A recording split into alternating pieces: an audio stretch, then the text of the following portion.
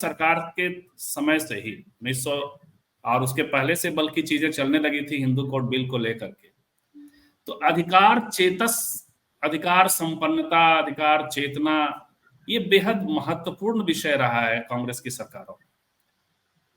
बाबा साहब अम्बेडकर ठीक है कि हिंदू कोड बिल नहीं पास करवा पाए, लेकिन 3 टुकड़ों में बाद में जवाहरलाल नेहरू ने उसको अलग अलग तरीके से उसको पास किया और कानून के तौर पे बना, और वहां भी अधिकार मूल मसला था।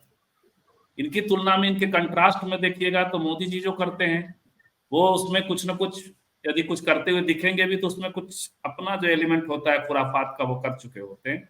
जैसे 3 तलाक को उन्होंने जब किया, जो कि महिलाओं की मांग रही है, मुस्लिम महिलाओं की मांग थी और सब प्रोग्रेसिव लोगों की मांग थी, लेकिन उसको उन्होंने क्रिमिनलाइज कर दिया। तो जो करो उसको खत्म कर दो। कथित महिला वंदना कर दी उन्होंने, महिला आरक्षण बिल पास कर दिया, उसको लिमिटेशन से जोड़ दिया, 15-20 साल पीछे। तो ये एक तरफ राहुल जी हैं, दूसरी तरफ ये हैं। क्या इंपैक्ट फैक्टर देखते हैं और क्या अंतर देखते हैं? अनम्यूट करिएगा।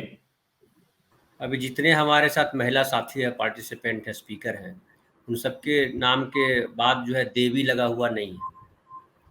तो ये तो यही है, सब अपने नाम से पहचानी जा रही हैं। कनुप्रिया हो या मीनू जैन हो या मनोरमा हो या लता जी हो, सब अपने नाम से जानी जा रही हैं। वो इस बात से नहीं जानी जा रही हैं कि देवी हैं। देवी है मतलब शादीशुदा है, और देवी नहीं है कुमारी है। हमारे यहाँ तो यही है, मतलब अनमेरिड है। तो हिंदू कोड बिल किस तरह से लागू हुआ और पूरा प्रकरण तो बहुत सारे साथियों को पता होगा, लेकिन 1-2 लाइन में बता दूं। उसका भारी विरोध था, और विरोध केवल हिंदू समाज से नहीं था, मुस्लिम समाज से भी था, सारे समाजों से विरोध था। बहुत कम लोग थे, बहुत गतिशील लोग बहुत कम थे जो उसमें साथ में थे कि हाँ ये होना चाहिए।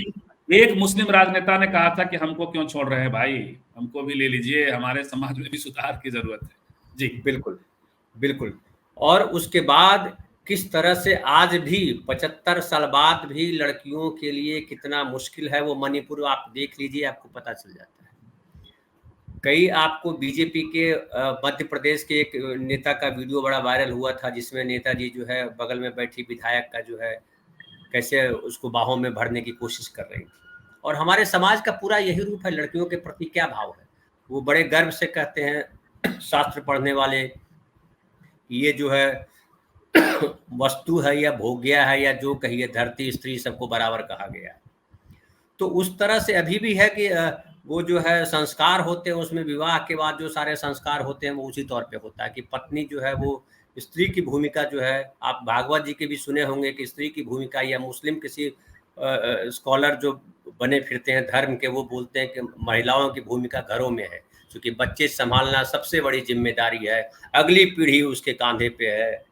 जननी जन्मभूमिश्च जननी जन्मभूमिश्च स्वर्गादपि गरीयसी, कि जननी और जन्मभूमि की जो है स्वर्ग से भी महान है। ज्यादा गरिमा। तो महान कह करके उनको इंसान से बाहर कर देते हैं, इंसान रहने नहीं देते हैं।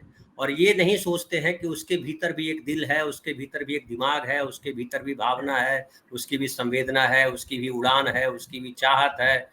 वो भी दुखी हो सकती है, वो भी हंसना चाहती है, वो नहीं सोचते, वो सब हटा देते हैं और ये कहते हैं कि ये मेरी बहन है, मेरी बहन है तो बहन की शादी होगी, कहीं किसी लड़के से बात नहीं करेगी, बात करेगी तो कूट देंगे पकड़ करके। ऑनर किलिंग का मैटर हम देखते ही रहते हैं। फिर एक लड़का उसके लिए ढूंढा जाएगा और उससे उसकी शादी करा दी जाएगी, और जाते समय कहा जाएगा कि बेटा यहाँ से डोली उठी है, वहां से अर्थी आनी चाहिए। मतलब मार, हमारे मगही में कहावत है संजीव भाई, आप सुने होंगे, मार गारी पिया तोहरे आस। मेरी माँ अक्सर सुनाती थी कि मारो चाहे गरियाओ, मारो चाहे पीटो, हम तो यही रहेंगे, हमारी डोली यहीं से उठेगी, अर्थी यहीं से उठेगी। तो इसको जो है किस तरह से कांग्रेस की सरकार ने, या कहिए कि जवाहरलाल नेहरू से लेकर के जो चला, वो किस तरह से बदलाव आया, उसको लेकर के आज भी गालियाते हैं लोग। नेहरू को आज भी गालियां देते हैं, स्त्री को जो अधिकार दिए गए उसके लिए आज भी गालियां हैं। और उसके बाद देखिए कि जो संपत्ति में अधिकार दिया गया स्त्रियों को, आज भी कितने समाजों में कहाँ कहाँ लागू है वो। हमारा समाज क्या उस लेवल पे अभी भी आया है 75 साल बाद? तो ये जो राहुल गांधी कह रहे हैं नारी न्याय गारंटी, ये अपने आप में टाइटल बहुत महत्वपूर्ण है। नारी को न्याय देने की गारंटी, नारी को न्याय देने की बात, ये अपने आप में बड़ी बात है। न्याय देने का मतलब क्या है? उसके साथ अपराध हो रहा है, उसके साथ अत्याचार हो रहा है, उसके साथ उसको दबाया जा रहा है, उसका शोषण हो रहा है, तभी तो न्याय देने की बात कर रहे हैं। लेकिन जब महिला वंदन कहते हैं तो महिला वंदन में कहीं नारी वो बंधन, नारी नारी बंधन, वंदन नारी में महिला बंधन, महिला हाँ तो नारी कहेंगे ही नहीं सर। महिला महिला कहने की अपेक्षा तो कांग्रेस से ही हो सकती है या इधर हाँ से ही हो नारी, सकती है, तो नारी वो बंधन में नारी कहीं ही वो भाव कहेंगे। आता है, नारी बंधन में कहीं ये भाव आता है कि उसके साथ शोषण भी होता है, उसको भी किसी चीज की दरकार है, उसको भी उसके भी सपने हैं, उसको भी भागीदारी दी जाए शासन में, निर्णय लेने की, घर से लेकर के हर जगह भागीदारी, वो नहीं दिखाई पड़ता है।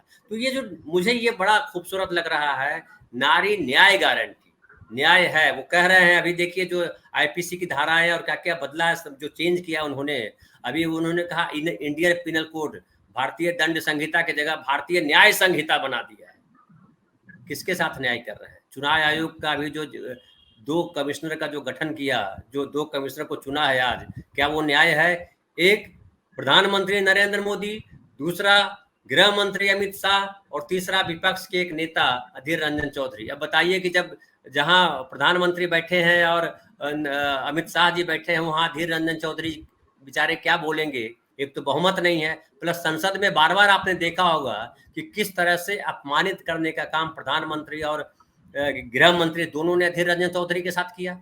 ये कई घटनाएं, एक नहीं अनेक घटनाएं। तो उस जब भरी संसद में जो टीवी पे लाइव हो रहा है, वहां अपमानित कर सकते हैं, वहां दबा सकते हैं। तो जब चुनाव हो रहा है, चुनाव आयोग के 2 कमिश्नर को चुनना है, तो किस तरह से चुनाव हुआ होगा, ये अपने आप में समझने वाली बात है। तो बिल्कुल बिल्कुल ये धनंजय न्याय आप। गारंटी योजना जो है, मुझे लगता है कि बड़ी अच्छी है, और ये चिल्ला चिल्ला के बोल रहे हैं, तो इससे इनके भागना भी आसान नहीं है।